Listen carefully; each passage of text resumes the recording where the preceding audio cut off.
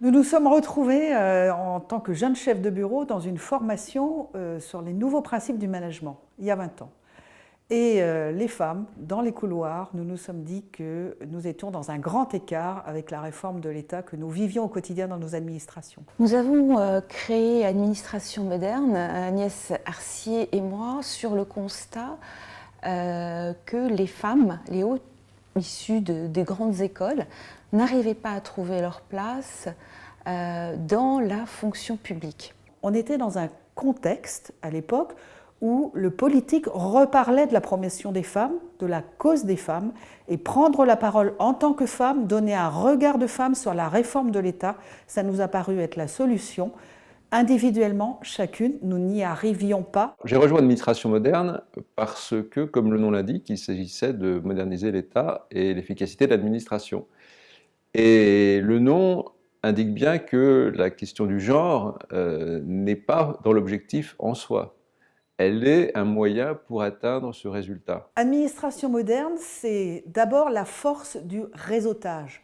La force du réseautage interministériel, car d'emblée, nous avons été interministériels. Je pense que la force d'Admod, c'est qu'on a réussi d'abord à essaimer dans toutes les administrations. On n'est pas resté dans 2 ou 3 administrations. Et d'ailleurs, maintenant, on voit qu'il y a femmes d'intérieur, femmes diplomatie. Donc on voit bien que le principe du réseau féminin, c'est quelque chose qui est dans l'administration quelque chose d'acquis. Ces échanges de bonnes pratiques que nous avons et d'informations entre les différents réseaux nous permettent de porter un certain nombre de propositions, voire quelques alertes auprès de nos pouvoirs publics. Nos objectifs, ça a été d'emblée, d'une part, de placer l'usager au cœur de la réflexion, de sortir du fonctionnement que nous trouvions opaque de nos administrations, donc de parler de ce qu'on appellerait aujourd'hui les parties prenantes, de la liaison plus fluide, de la transparence, de l'exigence de redevabilité, comme on dirait aujourd'hui. Paradoxalement, celui qui nous paraissait le plus difficile, c'est-à-dire la présence des femmes dans les échelons de direction, a été atteint grâce à la loi Sauvadet en 2012. C'était le fruit d'un long travail préparatoire et nous avons veillé aussi à ce que leur application soit mise en œuvre le mieux possible. C'était un travail difficile, compliqué, qui reste un travail de longue haleine. L'autre jour, ça m'a fait très plaisir lorsque dans une réunion à Matignon, on m'a dit que ce texte était un totem auquel on ne pouvait pas toucher. Les objectifs ont été atteints d'une certaine manière. Il y a un ouvrage récent qui s'appelle « Le plafond de verre dans l'État » qui montre qu'il y a encore beaucoup de travail.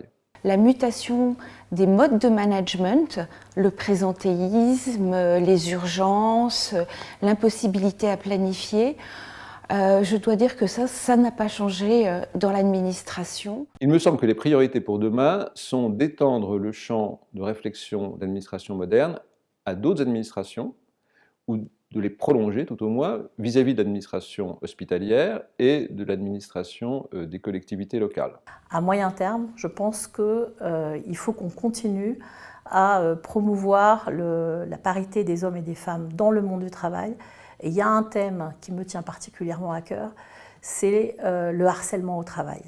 Je pense que ce n'est pas parce qu'on est cadre, et ce n'est pas parce qu'on est femme qu'on a le droit de se taire quand on est harcelé au travail. C'est en assurant l'égalité femmes-hommes à tous les niveaux de l'administration qu'on parviendra non seulement à avoir un État exemplaire pour lui-même, mais à avoir un État exemplaire pour le citoyen.